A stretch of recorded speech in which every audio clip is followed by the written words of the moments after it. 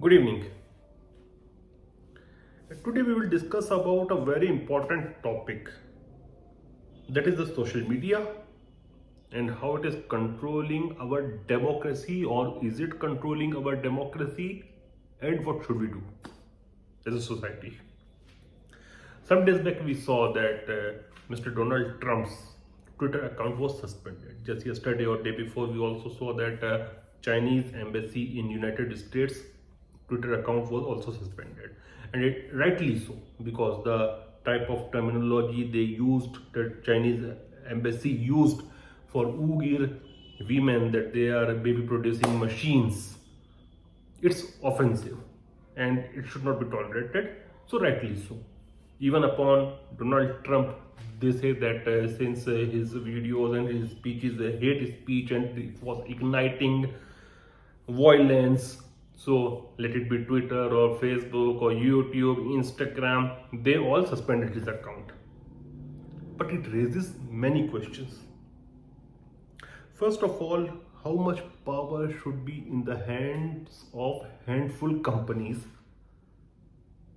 to govern or to dictate or to zip up the mouth and speech of any democratic elected leader of a country? Number one. Number two, first of all, I will say that I am against hate speech. It must be controlled. Secondly, as a democracy, is it good? Because in any democracy, we talk about freedom of speech. I am not going into those Brandenburg standards and all those things and First Amendment, which guarantees the freedom of speech in America, because these are all American platforms. I'm not going into all the details, because the First Amendment is basically against government. It guarantees freedom of speech to the people against the government. So these platforms can say that we are private companies and we have our own terms, and you have to follow it if you want to raise your voice or want to work upon our platform, or want to use our platform. Okay. But the five big techs, that is Amazon, Facebook, Apple, Google, and Twitter, they have a huge outreach to 60% plus population of this globe, and if you add Microsoft in this list, almost 75 to 80% people. So they control huge, six individuals or six companies control huge power. And it's not like that the people who control these companies or these big techs do not have any ideology, or they are totally unbiased. There is nobody who is totally unbiased on this planet. Make it sure. They also have their inclinations, whether left, right, center, political, business, all interests are there. Because finally they are human beings. So I'm not saying that they are using or going for behind those interests, but they have their interest. As a human being, they have their interests. So what happens if supposedly a few handful of individuals have a particular ideology, and based upon that ideology they are censoring, or they are promoting, or they are suspending the speeches or words or statements of somebody else? So what happens?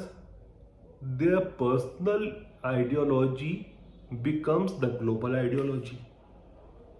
Let me give you an example. You might be watching me on public app or YouTube or Facebook right now, or Twitter.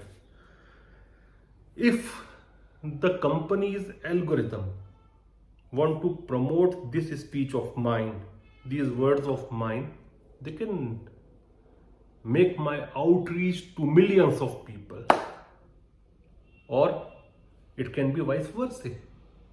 They can reduce it to ground, or even they can suspend it. Now another question arises, that if they suspend or delete this video, what about the intellectual property which I have put here?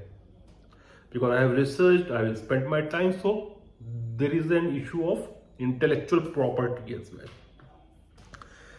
Then if the ideology of 5 or 6 people or handful of people can dictate or direct the elections, the ideologies of millions and billions of people around the world, is it good? Is it democratic? This is a big question. And these individuals, the classic example is of Parler app, where Donald Trump's right-wing supporters were using the app, and the app was using the platform of the clouds of Amazon. They deleted it, and later Apple and Google also removed it from its stores. So in one day, those millions of users who were using this Parler app for their communications, for their own freedom of speech, was shattered. So is it good for a democracy? And these questions which I am raising will be raised only in a democratic country. See, when Trump's Twitter handle, rightly or wrongly, was suspended, it was Germany's Angela Merkel who was upset, though she was always on odds with Mr. Trump.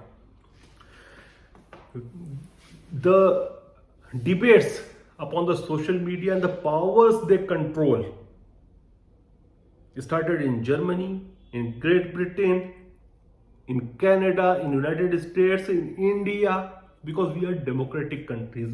These debates won't take place in China or in Cuba or in North Korea.